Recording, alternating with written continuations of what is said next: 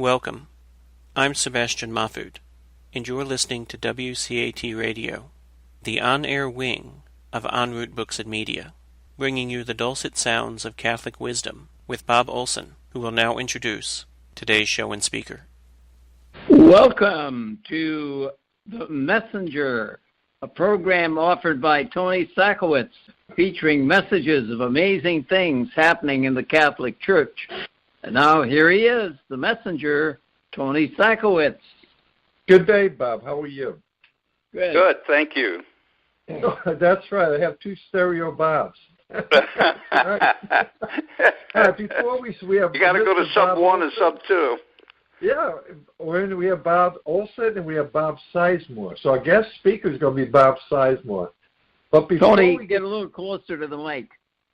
Yeah, is that better? A little better. Wait a minute. Let me see if I can do something with this phone. Okay. It might be the volume that's messed up. That's How's good that? right now. Is that good there?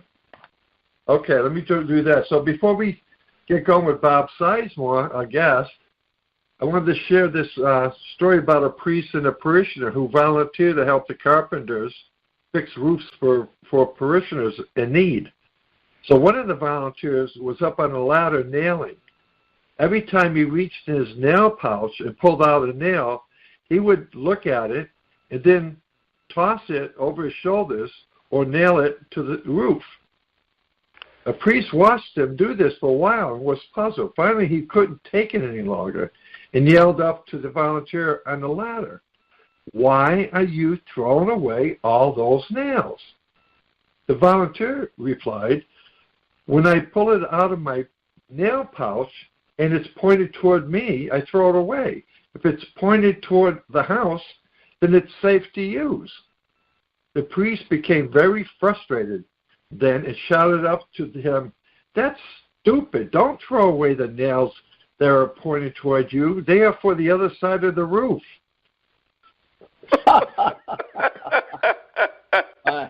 Very good. That's Tony. very good. So with that, we have the honor of having Mr. Bob Sizemore on. This time he's not going to speak as an author nor an educator. We have him invited in to speak a little bit about the Third Order of the Franciscans. So with that intro, Bob, it's all yours. Welcome. Thank you.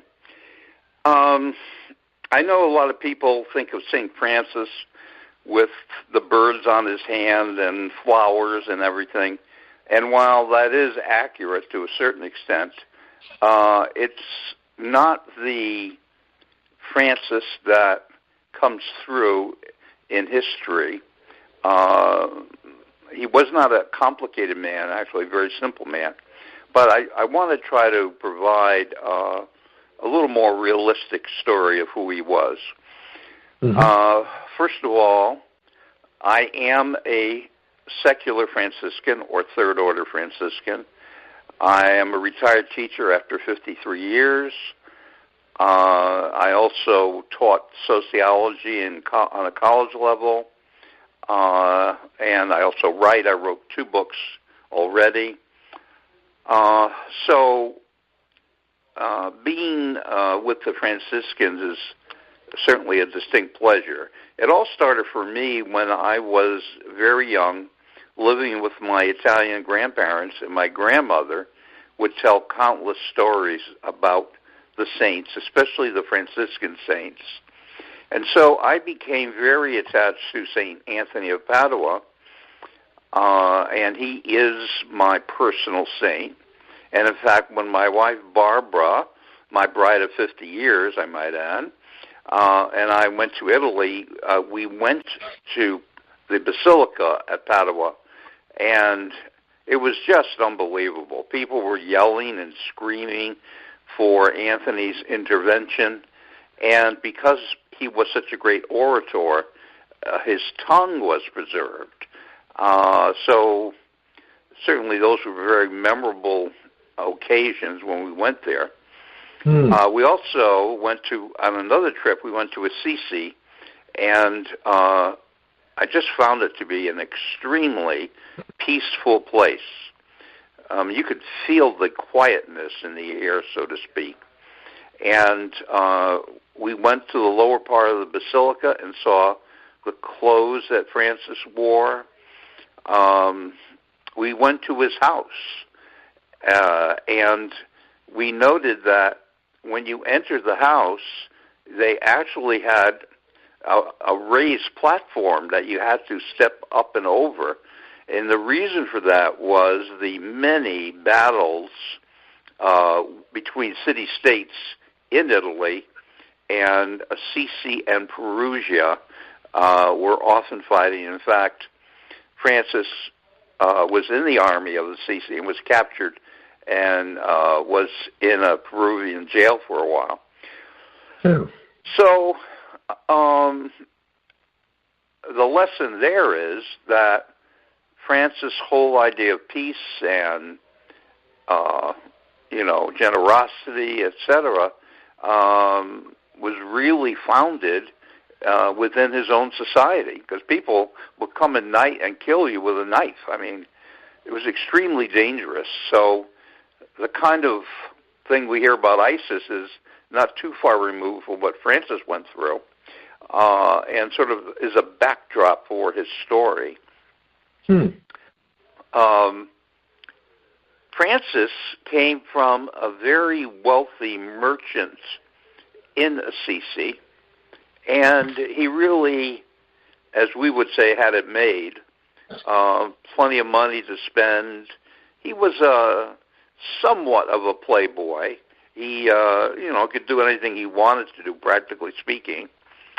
And he fancied himself as a troubadour. There were troubadours that came from France entertaining people, and he was caught up in that. We might even say, for his time, he was a hippie of some kind, and that would be fairly close to a good description of him. He had no driving goal except that he did want to fight in the army, which he did, and as I already said, was captured. But when he came back home, he had what we would call a conversion. He saw life in a different way, and I can't overestimate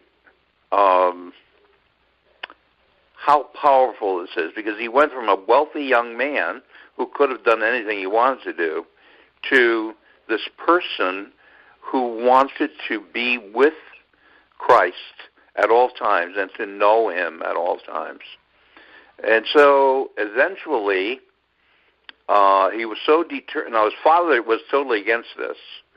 And it came to the fact that they both went to see the bishop, and when Francis was there, he literally took off all his clothes and left them at the bishop's feet, and the bishop gave him something to wear, and he told his father that was it. He was going to follow Christ, and he walked out. And, basically kept going. And a lot of people would say he was, based on what he looked like, etc., he was like a street guy or, someone who was homeless or something like that. But that was something he chose. He in leaving his father, left the world, if you will, the external world. But he did enter his internal world. And it reminds me of what Teilhard de Chardin said, French Jesuit. He said, basically, we're spiritual beings on an earthly journey, not earthly beings on a spiritual journey. That's not a play on words. It's meant to be just what it says. We are spiritual beings on an earthly journey, not earthly beings on a spiritual journey. And so Francis was getting in touch with his own spirituality, and different experiences would bring him even closer to Christ. Let me mention a few.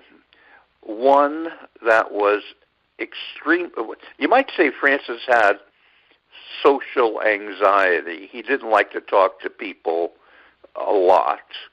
Oh. And he was walking by himself, and this was now in the 13th century, just to set the scene, and he met a leper from the town. Now, normally he would avoid lepers completely, but because he now accepted Christ as his Savior, the encounter was overwhelming, and he went up to the leper and kissed him on the cheek, and took care of him as best he could. So he saw in the leper Christ. Is it something that an average person would do? Probably not. But he was operating out of, a different mindset, if you will. Right. Another occasion was when he went to the church of San Damiano, which was in the area, and it had fallen into disrepute. It's falling down, literally. And he was there, and there was a cross, sort of Byzantine cross there, and he was praying, and Christ said to him, Francis, now, this is typically Francis. He said, Francis, rebuild my church. Now, Christ was speaking metaphorically, almost in parables. Francis took it literally and immediately went out and gathered as many stones as he could find to start to rebuild the church. So it's only later on that he realized Christ was talking about rebuilding the church in the world and expanding it. And eventually, his, quote, partner in the world, Claire, went to live there and brought her other nuns there to live with her. So it certainly served multiple purposes. Tony, I want to stop for just a minute, see if you have any questions before I go on. No, I just found that I didn't realize that he threw his clothes away at the in the Vatican in Rome. No, at the bishop's place. At the bishop's house. Oh, that's interesting. Yeah. I didn't realize that. Okay, I knew he did that. He just gave up everything earthly. Any other questions, Tony? No. Well, you said he got stoned. He got when Christ told him to rebuild his church, he took Christ literally and went out and gathered stones and literally rebuilt the church. Oh, okay, that kind of stuff. Okay. When Christ meant to rebuild the church in terms of a functioning unit, okay? Right. I remember, seeing the movie, and I guess it was a small, dinky church at that. It was small. Crumbled. It wasn't that big. Yeah. Yeah. Okay. So from there on, there were multiple things that happened to him. I mean, there are a lot of stories about him. He was starting to gather more and more men who wanted to join his group.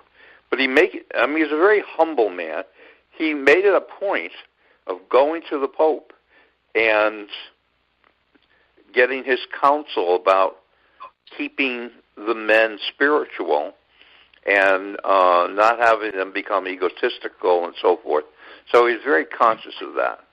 A couple of other facts which most people aren't aware of is, one, he was not a priest. He was simply a brother, okay? But he guided the organization. And two, he really didn't believe in the intellectual side of religion, if you will, the writing down of things and so forth and records. And he often would say he would say, preach, and if you have to, use words. So Yeah. it was to be that. by example more than anything else. So, again, he was very economical in terms of how he approached things.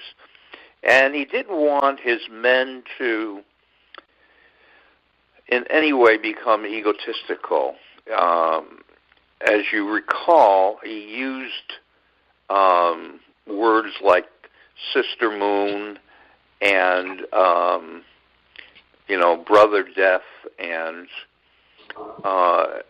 everything was in relationship for him, so that he saw all of creation as God's making, the trees, the mountains, whatever. And he was like constantly in love with creation. So he was a very simple man and a very holy man at the same time. You might think it was a put on his part, but it wasn't. He was that faithful to Christ, and other people saw that in him and wanted to follow him. You may also recall that he was the first person to establish the creche at Christmas time. And certainly we've all profited from that, showing the birth of Christ and, the shepherds and all of that. The thing to be aware of there, and this is part of his emphasis on the birth of Christ, was that he was totally devoted to the incarnation. I mean, some groups are devoted to the resurrection, etc., the passion, but he was totally devoted to the incarnation because, when you think about it, Christ, I mean, it's almost unimaginable, but Christ came out of eternity into time to save us.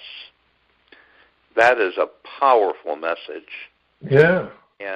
And he recognized that and was totally devoted, as I said, to the incarnation. And thus the creche came into being. I mentioned Claire. I might as well say a few things about her, too.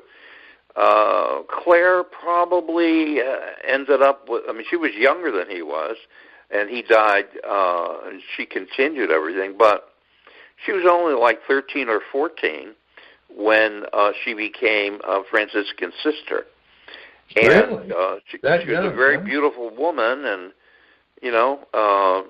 had her hair trimmed down substantially by Francis so the habit would fit over her, and is very well known in Franciscan circles as a saint who was a friend of Francis and, if you will, provided the feminine side of the relationship.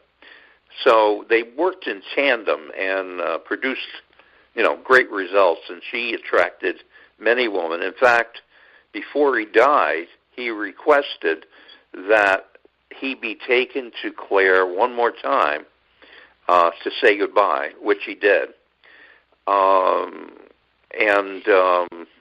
It just shows you the relationship they had. Yeah, that was beautiful. That's St. Clair. St. Clair, right. Wow. And as I said, she outlived him and really perpetuated his ideas to a great extent. Yeah, but she formed her own orders, I recall, right? She had her own quarters, yes. Yeah. At San Damiano, the church that he rebuilt. Yeah. Oh, okay. Very good. Now, there were, many other brothers, etc. St. Bonaventure being one of them. And it just so happened that Barbara and I were visiting Italy, and we came across this small place where somebody was. They were buried, but they weren't in the ground. They were above ground, and it was Saint Bonaventure, and there was a priest there, and we were talking to him. Yeah, it was just. It was quite by accident that we encountered them. But I do want to also say that Francis has had an amazing influence on a lot of people. He's been called the second Christ because of how he lived. And again, he's not noted for his speeches or anything. Actually, St. Anthony of Padua was far more an orator and was noted for that, but Francis was not. But it's just the way he lived. He was somebody who, by example, persuaded other people to join him. And they saw in him such a simplicity, and he would be involved in humility and so forth, and he talked about lady poverty, simple things that resonated with people. Yeah, that's a big one. Anything? No, the poverty, humility reminds me of Our Lady of Medjugorje. When the kids asked her, "Blessed Mother, come into the church," he says, "Oh no." He says, "You must ask Father Yozo permission." So they ran down from the hill of apparition, ran into the church, and Father Yozo says, "Of course you can come in." So the kids go running back up the hill. "Blessed Mother, come on, he gave you permission." And she says, "Oh no, you must go back and thank him first." Wow. To be allowed to go into the church. That's what you call humility. Yeah. That's beautiful. That's a beautiful thing. Yeah. So I can appreciate that. Wow. Yeah, well, he had that. He really had a lot of humility. A friend of mine said, humility, I love this sentence, humility is a great way to slay the dragon, the dragons in our life, so to speak. And the negatives in our life. And the other thing, if we could ever master, is being silent. Silence? Yeah, silence is great too. In many occasions. Yeah, it is great. He had Francis spent a lot of time going into caves and being by himself. And I think most of your listeners will remember that he also had toward the end of his life, he had the stigmata on his hands and his feet. Oh, that's right. Which Padre Pio has, or had rather.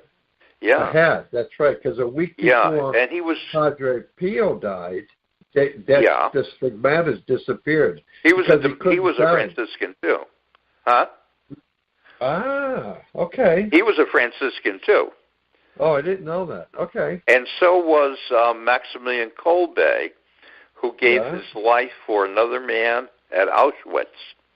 Right. Right. I remember that story. He was a Franciscan. There were a lot of them. Now, in our own country, if you go out west to California, there's the newly canonized Father Juniper Serra, who opened up the missions out there. Right. He was a Franciscan. We happened to have, when Amy was out in California, my daughter, she lived there for about 9 years, but we went to some of those places where he established. What did they call them? What did they call them out? They didn't call them churches. They called them something else. Yeah. I don't know the word. Yeah, I don't either. I can't recall. Yeah. Hey, Olson, are you there? Are you awake? I'm here. Yeah. What Any questions from you, Bob? The missions out in California that priest built. What do they call those? They're not haciendas, but they're mission homes. Hey, you know what's interesting about the mission homes and seeing them, witness? They also had within the grounds, the walls of that, they would have the Indians work and they would have plantation, but they also had the military living inside, along with families. Oh, yeah, they're pretty good size. You know? So anyways, getting back to your St. Francis. Wow. I do want to say that there have been many well-known secular Franciscans, as I am, or Third Order. Cervantes, who wrote Don Quixote, was a secular Franciscan. Oh, no kidding. And there have been many other people in history who were secular Franciscans too. So, in terms of spreading throughout the world, yes, we have those people who are professed, but we also have people who are Third Order too, and that's a large group. How many is it in the group that you attend?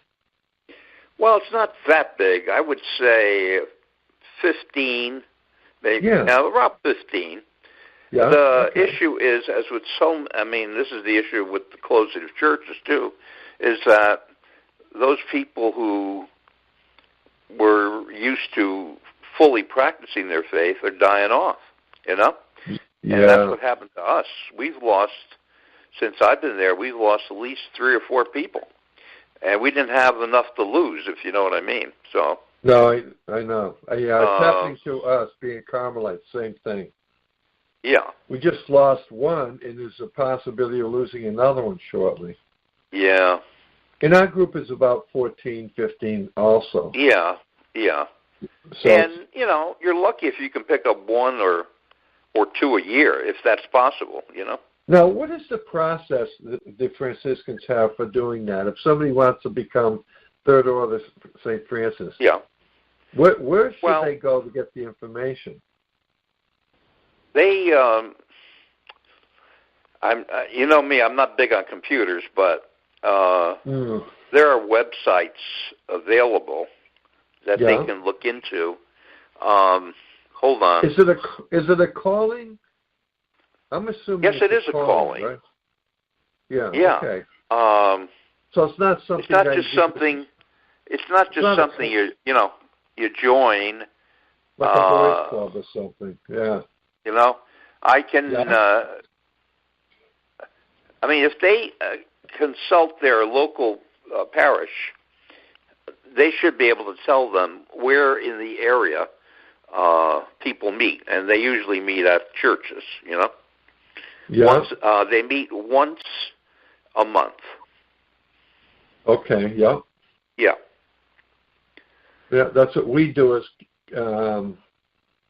as Carmelites. We do the same thing, monthly meeting. Right. So I read something about is God calling people to the Franciscan order? Yeah. And I guess there's like 3 stages I think you go through, if that's correct. Well, first of all, you should define what Third Order is. I think the listeners may want to know what that is. Well, they may not know that.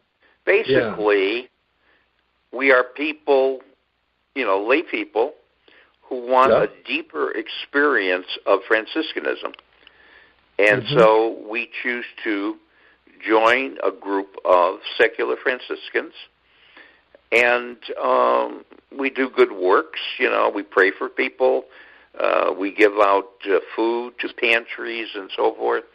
And each group, I might add, has a defined mission for itself.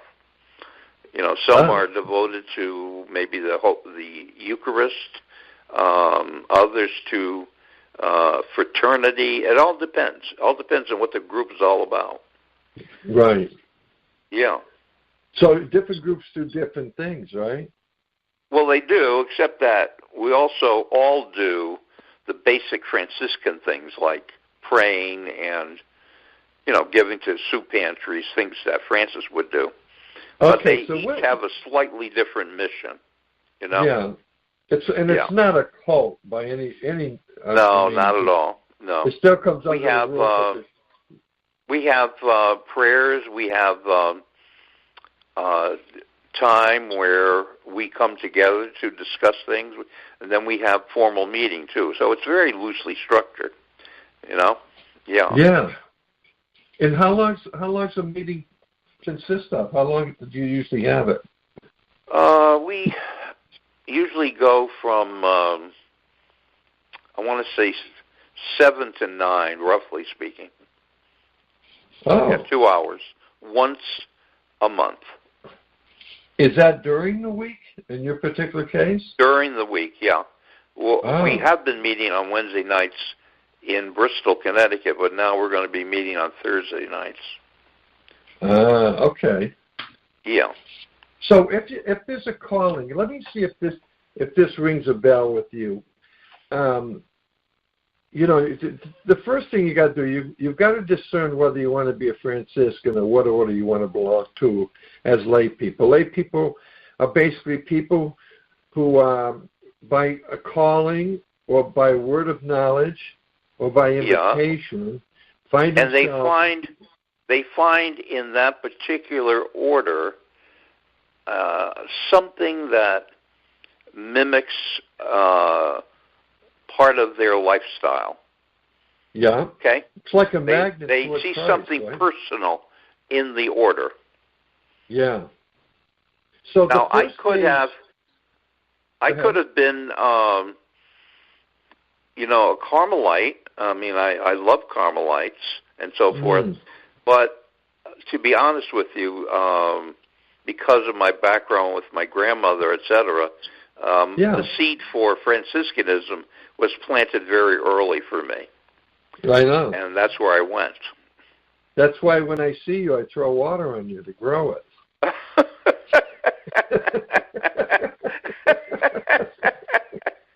I thought it was because I didn't polish my shoes, but maybe it wasn't that. I don't know. So the first thing is to join, I think pretty much, this is pretty much like the Carmelites. The first stage is orientation, right? Yes. You provide time for dialogue and developing relationships and fraternity. That's During right. Orientation, you will be introduced to the lives of St. Francis and St. Clare and shared persistent prayer life, right? You'll be given general information about the Franciscan order. Orientation is time to discern if the Spirit is calling you to secular Franciscan vocation. The period of orientation is a minimum of 3 months. Is that true? 3 months is what I think it is. Yeah, I think it is 3 months. Okay, so the second stage is the inquiry. Is the first formal period of initiation. It is a time of in-depth study of the lives of St. Francis and St. Clare. So, so there's a study period, right? Yes, so and time, as you said, it's time to discern whether this is really for you. Yeah, and then that part of it is to develop the Franciscan charism, right? Yes. Yes. So that's good. And then the third phase is becoming a candidate, which is the formal period of initiation. That's correct. I think that's pretty much, then now you're on your road for becoming a Franciscan, right? Now,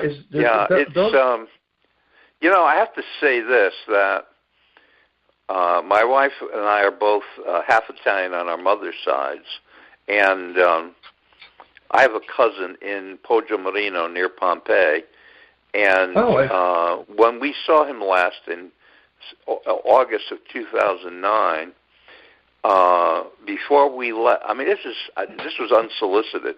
Before we left, his sister gave me 2 pictures, one of St. Anthony of Padua and another of Padre Pio, And that meant so much to me because obviously they're both Franciscans, and she understood that on some level. Wow, that's beautiful. By the way, St. Anthony of Padua is the patron saint of lost items and miracles. So, and believe me, I've experienced that. And, when you're down and out, he's the one to talk to. He's unbelievable. He's he's very powerful. And if you see the statue of him, you'll notice the baby Jesus he's holding, and also a lily representing purity. So he has a lot to offer too. Yeah. Beautiful. The Francis was also, in terms of confronting things, he was rather fearless. There's the famous story of the wolf of Gubbio. That's right. And this wolf was attacking people in the town, maybe have killed some people, and the townspeople were deathly afraid. It was a single wolf. It wasn't with a pack. He was by himself. So Francis came into the town. He asked somebody to take him to the wolf's lair, and a woman did take him there. And he saw the wolf. The wolf was growling at him and everything. And Francis approached him and said, I understand that you might have fear. Human beings have fear too, and other people don't like them and, mistreat them and everything. And almost like he was talking to a person. And he said, if you will stop bothering the town, the townspeople will let you guard the town. And he stuck out his hand, and the wolf stuck out his paw, and they shook hands. And the wolf became the guardian of Gubbio after that. Oh, no kidding. Yeah. Wow. There's some interest. And so, too, with, St. Anthony. When he was preaching, one day he was supposed to preach, and the people didn't show up. So he preached to the fish in the water, and they all stood up erect and listened to him, That's easy. So, if you're an animal lover, Franciscanism is a good place to land, That's funny. No, that happened. It really happened too. Yeah. Wow. Really? If you're in Italy, or if you're of Italian extraction, especially, I'm not saying all people are like this, but like Francis and, Claire and Anthony, they're like the first go-to people that people do when they have difficulties, And yeah.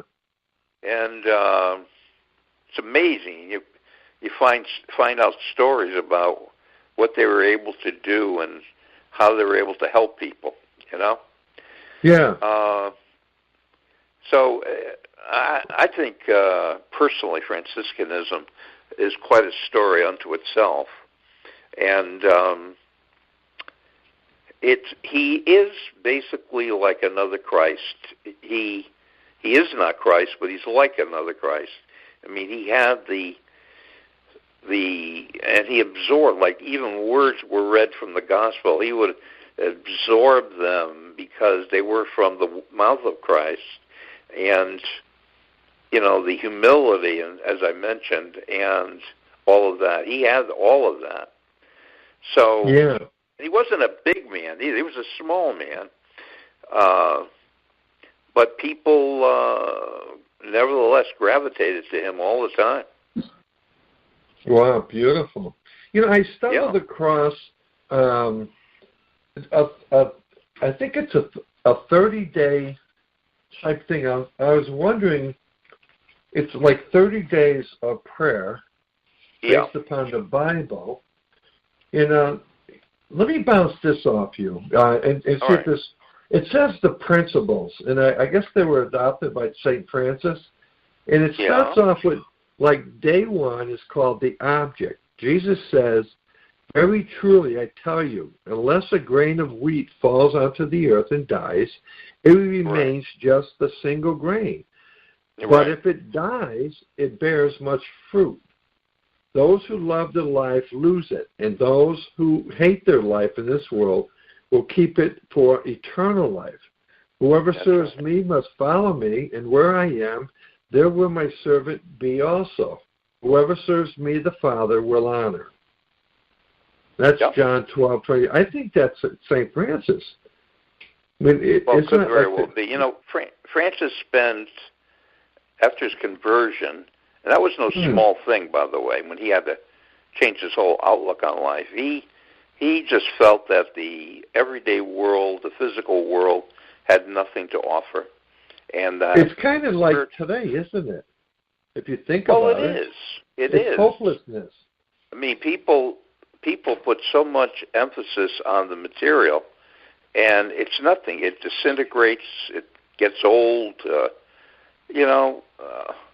People's lives. I mean, they're wasted on drugs and drink and everything else, and that's not what it's all about. You know? No, it really isn't. You know, Francis was a living example of how your life should be conducted. Yeah, because good deeds go for eternity. That's right. That's right. So, you know, and being in the trades, you know, carpenter, doing a lot of remodeling. There's one thing I recognize right away. I don't care how good I think a project came out. I know it's going to deteriorate. Right. You know, it's just going to fall apart. It won't last. Right. So didn't they hit a day two? The object is continued. In this example, it's his own sacrifice. Jesus reveals the secret of bearing fruit. In surrendering himself to death, he becomes a source of new life, gifted, lifted from the earth, and then on the cross, he draws all people to himself. Clinging to life causes him to decay. The life that is freely given is eternal. It's like, I just see, my observation is that people are hungry for Christ. Now they don't know it's Christ, but they know something's missing. They know, yes, I was just going to say that. They know something's not right, you know? Yeah. Because we weren't made for anything but Christ. You know? Exactly. I mean, that's exactly right. You know, it's so, the simple things of life, they fall through our fingers sometimes, you know? And I think we all are guilty of the materialism to some aspect, you know? Oh, yeah, yeah. You know, when you get older, it becomes a different thing because you realize you're not taking anything with you. You know, in sociology, we always talked about people who are countercultural. You know, they don't go with the flow. They lead their lives in a different way. And you take a group, for example, and certainly these are not Catholics, but the Shakers of the 1800s, they lived, there was one group in Massachusetts, they lived their lives in a very simple way. They produced that beautiful Shaker furniture and all that. And, but they lived a countercultural life, and they produced some very beautiful things and led very good lives. And Francis is calling us to lead a simple, beautiful life, and the things that we are giving up have no lasting value. They will deteriorate. How many times have each of us seen someone we went to high school with or something, and you have a mental picture in mind of how beautiful the woman was, and then you see her later on, or even a guy, and they look totally different, you know? And, and so what happened to that beauty? Well, it's disappeared, you know? Yeah. Yeah. We're talking about riches that last forever. And you remind me of, I had the opportunity to witness St. Vincent de Paul's, tomb. Of course, he's incorruptible. Yes. So, coming up to his glass tomb, which is open to the air, I was about 1 foot away from him. And looking upon him, I can this is the best words I can describe. I didn't consider him a handsome guy, but he radiated beauty. Right. It was, because it's just the way he is. It's a beautiful thing, just like Saint Bernadette, who's another incorrupt. Absolutely. She is just laying in state. She's laying there in peace and looking as beautiful as ever. Just beautiful. And she's just like she's sleeping. And she's been dead for how many years? I know. A long time. Yeah. 200-300 years now? Wow. Yeah. So those are the little graces I get out of it, But you dealing with sociology, I mean, and not only that, but you're spiritual director too, right? I'm a spiritual director too, yes. Wow. Today, as many people say, with so many people, let's face it, so many people not going to church. Right. A lot of times people will go to a spiritual director today before they even go to a priest. And I'm not saying that's, in the right order, but spiritual directors do have a lot to accomplish in today's world, They have a lot to accomplish. They have a lot to accomplish. They are sort of a bridge between the church and the people in the world, Yeah. Yeah. But it's got to be a question of discernment, too. They have to be the right spiritual director. There's a lot of self-proclaimed spiritual directors that, I find it difficult to, not that I'm judging them, I'm just saying the way they live their life is questionable. Oh, yeah. No,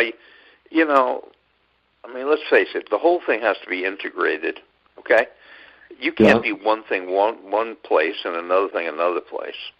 It has to be an integration of, Carl Jung talks about the fact that you have to integrate all different aspects of your life, Oh, yeah, and you know what happened to him, don't you? Carl Jung? What happened to him? He got old.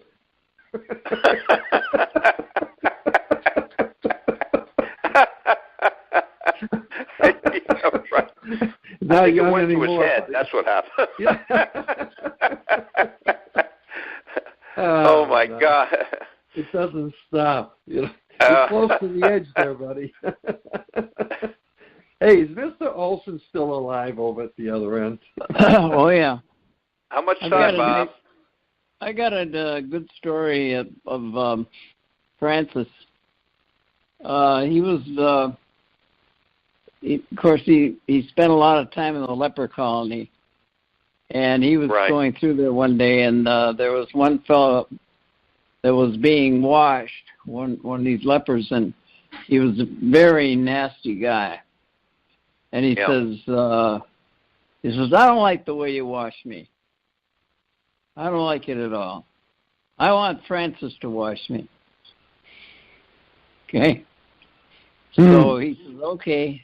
So he started to wash him, and everywhere his hand went, the leper was healed.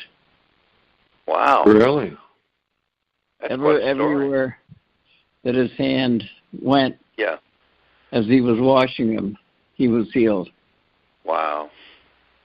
I mean, like you said about humility, he was never too big to stoop down. Yeah. And minister. Yeah. That wasn't automatic, by the way. He had to learn that, No. He didn't want to have anything to do with the lepers. And then he had that encounter with one leper, and that changed everything, right. Well, he knew it was Christ he was servicing, Amen to that. Yeah. The encounter with people has the power to change us dramatically if we let it, if we see it that way.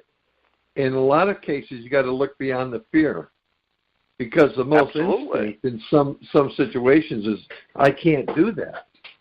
Yeah. But it, like the old saying, if Jesus says, if I go before you, what are you afraid of? That's right. Unless it's a bus you're getting in front of, that's not good.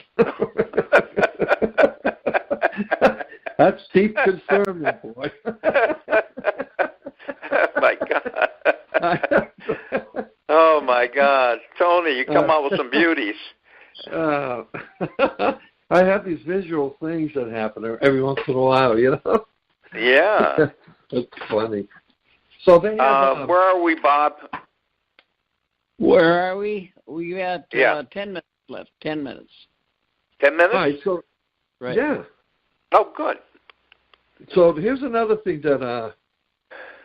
on day 3, there's like this 30-day thing I'm looking at.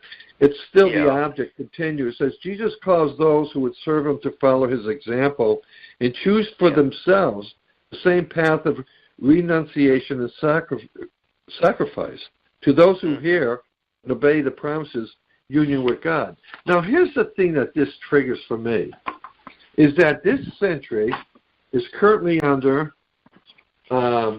is being tested by Satan, right? And that's been processed by Pope Leo XIII when he had a vision of what was going on, and then you really do see demonic forces at work that are really not allowing things to occur that should occur.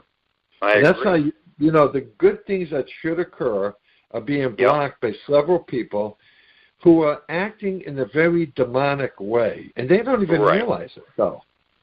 They don't realize it. They have no clue what's going on. Yeah. All they know is they're self-centered, they want it their way, and there's no other way. Right. And that line of thought is very bad. You know, the free will that God allows Satan to have to test his people is exactly that, free will. God cannot interfere with free will. Otherwise, it's a contradiction. Right. So that's where I think we are today. You know, so all these things, of course, worldwide, politically, it's a nightmare. It's actually a nightmare. I think if people, Catholics, return to the saints, etc., to Francis and Carmel and all of that, we have a tremendous, change in the world. But before we jump off, just gotten away from these basics. Well, we're not being Christian. We're told that there's no God. He hasn't appeared in 2,000 years. And that gets me really upset, because those same people that say that don't go looking for him. They don't go looking for the miracles. And there's a ton of them. And there's a lot of people that are up healing and stuff. Miracles happen every day. Every day. They happen. Listen, the dance of the sun that happened in Fatima, I've witnessed more than once. The sun dancing in the sky. It happens more often than you think. Right. But if you don't have the faith, you don't want to believe it, guess what? Nothing's going to happen. And the things that with healing, and I heard stories with healing, and I just told somebody today, because I give away the miraculous water from Lourdes, France. Yes, I know. Which is, I tell people that is not holy water. This is miraculous water. Holy water is blessed by a priest. Miraculous water is the Blessed Mother along with God the Father. I've heard miracles upon miracles using this water. But I said to caution people to say, look, they have to acknowledge where that source and where the healing came from. Otherwise, guess what? That sickness could return. If you doubt it, it's going to go away. You may not have sustained your healing, But it's a beautiful ministry, Well, it's like, I constantly tell people you have to be so aware of ego and ego defenses, because that will always get in the way of sanctity, Yeah. You have to be humble. You have to be humble and realize that whatever you have accomplished in this world, Christ enables you to do it. It's that simple, That's true. And once you get that right, you're on the way. Now, isn't it also true that because of St. Francis, he had a Dominican that was with him that started the Dominican Third Order? I can't recall who that was. He was very friendly. He was very friendly with St. Dominic. Yeah. What was it? And Dominic established the Dominican order. Ah, okay. St. Dominic, right. Okay. And, of course, in the Dominican... Now, I went to St. Mary's High School in New Haven, which was Dominican. I went to Providence College, which is Dominican. St. Thomas Aquinas was one of the most renowned Dominicans of all. It's interesting that up to the age of 14, he lived in Monte Cassino in Italy, and Babs and I visited Monte Cassino. It's a beautiful place. Is it all in one piece, though? Yeah, they put it all back together again. I don't know how they did it, but they did it. Is that way up on the mountain or something? Way up on the mountain. You have to go up on a 45-degree angle to get there. Yeah. And how do you get up there? Take your car and step on the gas. That's how you get up there. You mean I can't kick my donkey? There's nobody with a cart selling fruit.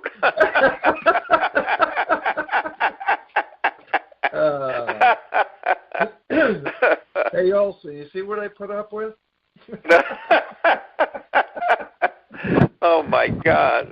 That is funny. This is bad going up the Mount Washington up in Vermont, right? Yeah. Taking that train up there. Is that where it is? Is it Vermont? Or, yeah, I think it is Vermont. Or is it New Hampshire? I'm not sure. New Hampshire, I think. Oh, New Hampshire. Yeah. We have 4 minutes. Okay. Very good. So the Franciscans also fight about, I think we all do this, fight about injustice to people. You know, and I'll share an experience. When I was in high school, they used to pick on this one guy. The name was John Sterren. John was just kind of a scrawny little kid. They picked on him. And, of course, I came from a pretty good-sized family, 5 boys, 1 girl. But my brothers are very athletic, very involved with a lot of gangs and all that stuff, so to speak. And, you know, I witnessed them picking on him this one day, and I got in between, you know, poor John and who was beating on him, and I can't recall who that was, but that's not the thing. The thing was that I intervened, and I never stopped doing that for people. Yeah. Poor John was picked on his whole life. He finally, and he wasn't, you know, he was kind of scrawny little kid. You know, he didn't have much going for him. Nothing, you know, the type, you know, that type. And he was going to get engaged. And I was so happy to hear that. But he worked for the town of Rocky Hill, and he worked in the maintenance garage. Yeah. So before he got married, he was in the garage, and a cruiser pulled in, and as a joke, pinched him between the workbench and the cruiser, and he actually damaged his spinal. Wound up in a convalescent home where he died just a few years later. Oh my God! It's such a sad story, you know. And some people go through that, you know. Yeah. It's sad. We've got to be there to try to help that type of person too, or at least pray for them. Well, Francis teaches us to help everybody, you know. As soon as we start putting people in categories, we're in trouble, you know? Oh, I know. You know, being Polish, I tried those Italian pills. They didn't work. What'd you do? I tried those Italian pills, but they didn't work, you know? I was going to go to a CC2. Isn't that in Italy? Yes, it is. They haven't moved it yet. There you go. Oh, God. Yeah, this is interesting. Very good. Well, you know, people should be aware of Francis and the Franciscans and what they have to offer, you know? Because they should, it's a very peaceful existence. It really is, yeah. There's like my brothers when I became, and I'll sum up, you know, kind of sum up my experience. They said, well, what is the difference between being a Carmelite and other things? I said, well, there's two types of things in life. It says you have a secular family, which you guys all are, and then there's a spiritual family, which you are not a part of because you choose not to. Yeah. And they were stunned by that. And it says, unless you knock, the door's not going to be open for you. You got to turn the handle to let Christ in. Christ says that and all the time. And it's a question of free will. Right. You know? So grow with it, you know? If you want to find where Christ is, go search for him. That's right. Go see these healers. Go see these nuns, the way they live in, in poverty and stuff. Witness this stuff. That's right. That's the only way you can find out. There are a lot of holy people that can teach us an awful lot if we just stop, you know? Now, how many orders are there, by the way, third orders? I know there's the Franciscans, the Dominicans, and the Carmelites. The Jesuits. Oh, the Jesuits. Also the Passionists who run Holy Family Retreat Center. Yeah. Do you know any Jesuits at all, Bob? Do I know Jesuits? Yeah. Anybody? Either one of you. You talking about Third Order? Yeah. I don't know any Third Order Jesuits, no. I knew a lot of Jesuits when I was in Cincinnati because they have a university there. Oh, yeah. Xavier. Well, listen, we're out of time, guys. Oh, okay. You've been Thank you for inviting me, and hopefully we can do this again. Yes, we will. You've been listening to The Messenger with his guest, Bob Sizemore. Thank you very much, Bob. You have filled us in so beautifully about the Franciscans. So we'll be back. Thank you. We'll be back in a week from now, same place, same station. And in the meantime, may the Lord bless us, protect us from all evil, and bring us to everlasting life. Amen. God bless. Amen. Okay. Bye-bye. God bless. Bye-bye. We hope you enjoyed the program and will join us back for another show on WCAT Radio. This is Sebastian Mahfood. Good day.